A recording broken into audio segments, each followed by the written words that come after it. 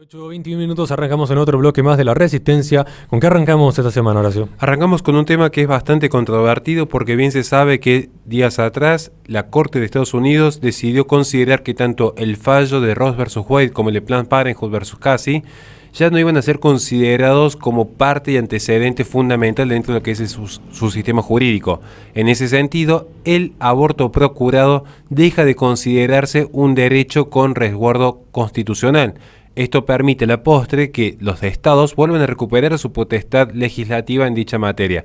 Por lo tanto, va a haber un sinfín de estados, especialmente los que se encuentran bajo poder republicano, que van a empezar a trabajar para prohibirlo definitivamente. De hecho, ya hay antecedentes, como se puede ver en el caso de Texas o de Oklahoma. Así también hay que tener un resguardo con estados como Nueva York, que podrían reflotar viejos proyectos demócratas de permitir el aborto procurado hasta el 9º mes.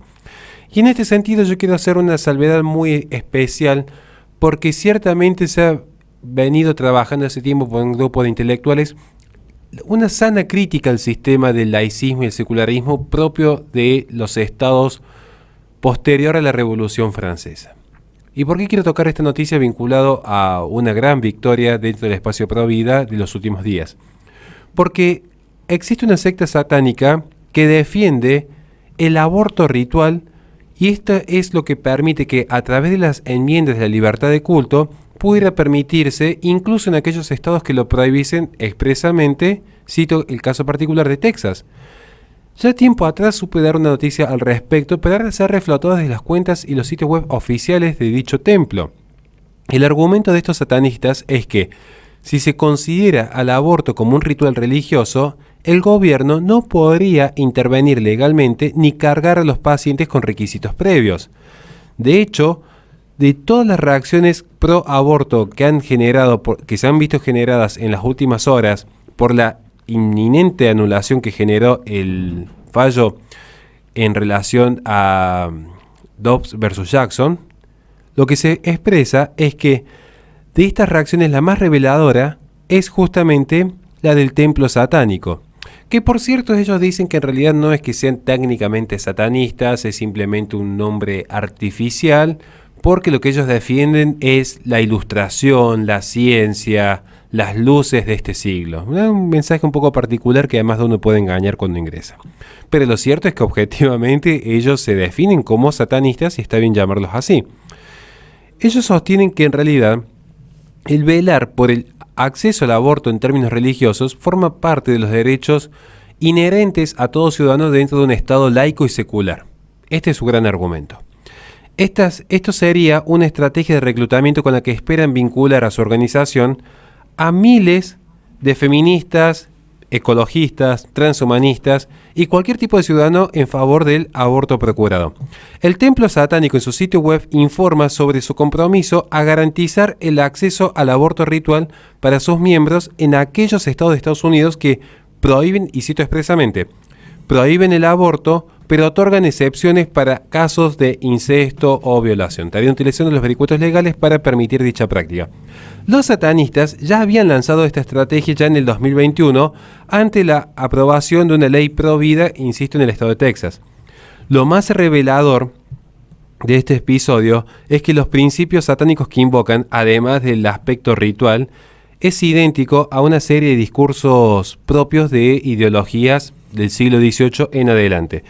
Cito lo tomado de su propio sitio web oficial.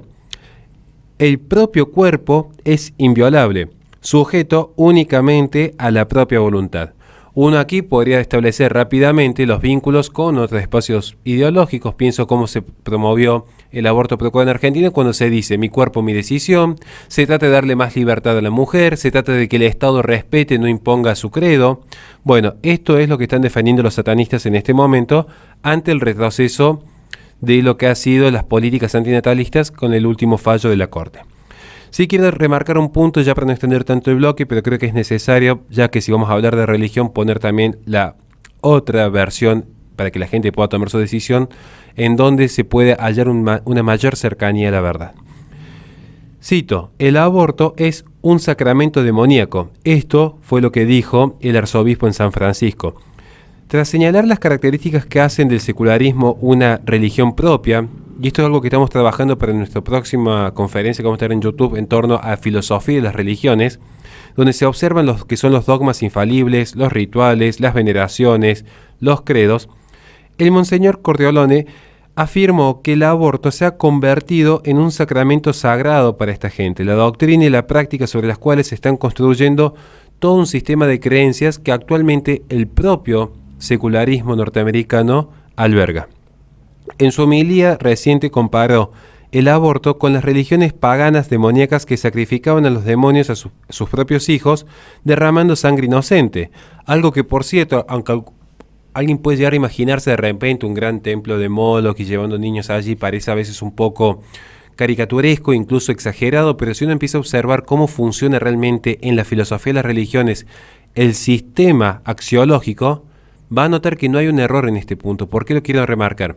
Porque no es religión solamente esa conexión con un determinado tipo de Dios, de acuerdo a los 5 credos principales del mundo, sino que se va a entender como religión a todo ese sistema que estructura los valores sobre los cuales se establecen un sistema y un mecanismo de acción. Es decir, si yo considero que la libertad es un fin en sí mismo, que el dinero es un fin en sí mismo, o que Dios es un fin, de acuerdo a la escala de valores que cada uno tenga, vamos a ver que se genera este componente del religare, concepto que etimológicamente proviene de religión, es decir, religión proviene etimológicamente del religare, volverse a unir a ese aspecto trascendental. El tema es, ¿cómo trasciende lo humano? No es necesario que estemos hablando precisamente del Dios judeo-cristiano, sino que uno puede tener de repente como principal cúspide de valor, y esto lo explica Jordan Peterson, de hecho, puede ser la fama, el poder, la conquista, cualquier aspecto. Por eso quise traer esta noticia a colación, porque yo considero que en algún punto todo el espectro de lo que a veces se habla de una nueva derecha, todo el espectro de una derecha más conservadora, todo espectro de un liberalismo clásico, todo espectro de un nacionalismo, tienen que en algún momento empezar a replantearse los conceptos básicos antes de entrar en la discusión Estado-individuo. Porque en última instancia, y esto lo he visto cuando me ha tocado debatir con anarcocapitalistas, libertarios, comunistas, conservadores también, cristianos evangélicos, católicos, siempre el punto esencial es, bueno, ¿qué es el bien, qué es el mal? A partir de ahí empezamos a diseñar todo el sistema de sociedad. Porque si para mí la libertad no es ni buena ni mala, no habría punto de discusión para definir si luego quiero un Estado omnipresente o un Estado más que retroceda. Y en ese sentido, hay que empezar a discutir la propia noción de libertad. Porque a veces se da por sentado que libertad es simplemente la falta de coacción. Parece un ejemplo rápido, pero esto es lo que se ve muchas veces en las discusiones políticas. El tema es, ¿qué sucede con la libertad religiosa? Porque en la libertad religiosa, uno dice, bueno, que todos puedan coexistir, se confunde lo que es la tolerancia al concepto mismo de libertad, que es donde se pone en un plano de igualdad todo mecanismo de acción. Y si uno se ampara en lo que es el Estado en términos seculares post-revolucionarios, particularmente post-revolución francesa, en este sentido lo que hace el secularismo es decir, bueno, si en tu culto, en este sentido de libertad, para no caer yo en una suerte de idea protofascista, si en tu culto esta práctica hace al rito, tiene que ser permitido. Curiosamente, en nombre de la libertad religiosa, y a mí me interesan siempre los principios de la realidad, por eso no somos dogmáticos. Dogma, para la filosofía griega, era esa escuela de pensamiento que se aferraban a los principios desconociendo la realidad. Los que somos partícipes de la filosofía aristotélico-tomista, sostenemos que primero los principios. Allí viene el orden del principio. Y el principio de la realidad demuestra que por más que se dice que la libertad funciona en un sentido, la libertad de culto funciona en un sentido, la realidad pasa por otro lado. El secularismo se utilizó históricamente para perseguir y masacrar a los creyentes. Ejemplos concretos. Desde el ateísmo militante de los gulags rusos, el gran salto adelante de Mao Zedong, hasta la Guerra Cristera, la Segunda República de España, la Revolución Francesa. Como estamos viendo, finalmente, en nombre de la libertad de culto, se puede permitir el aborto procurado porque está bajo discusión el inicio de la vida y particularmente más que el inicio de la vida, que ya no se discute tanto, el inicio del concepto de persona. Es una discusión más filosófica que científica. Pero posteriormente, en nombre de la libertad de culto, lo que se está observando es que si un cristiano quisiese de repente rezar el Padre Nuestro en un colegio, no, eso ya no, porque acá se define el secularismo.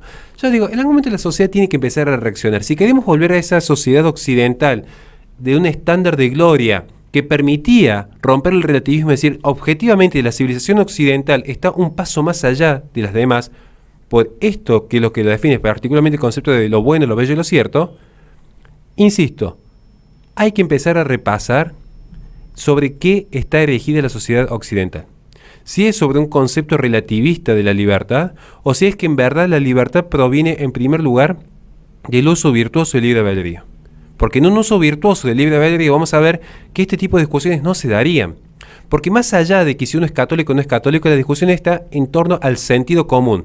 No como muchos creen que el sentido común es una herencia cultural de ciertas premisas, sino el sentido común de toda humanidad, que tiene dos elementos esenciales, y con esto cierro. Principio de identidad y principio de causalidad. Y vamos a ver que la discusión, particularmente en torno al aborto procurado, responde a la discusión de sentido común. Principio de identidad, que abarca el principio del continuo, de la vida misma, y el principio de causalidad. Por lo tanto, procurar un aborto es eliminar una vida humana.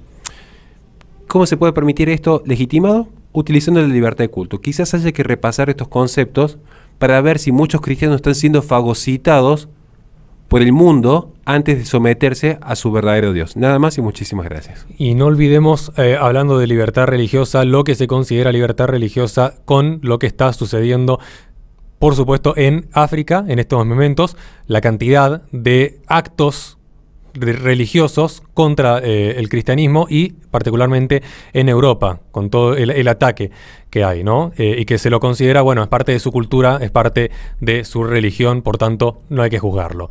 Le recordamos a la gente que este programa se transmite por twitch.tv/la-resistencia, posteriormente sube al canal de YouTube de La Resistencia Radio, donde en la descripción de los videos tienen nuestras redes sociales para que se comuniquen con nosotros en el caso de que quieran colaborar con este espacio.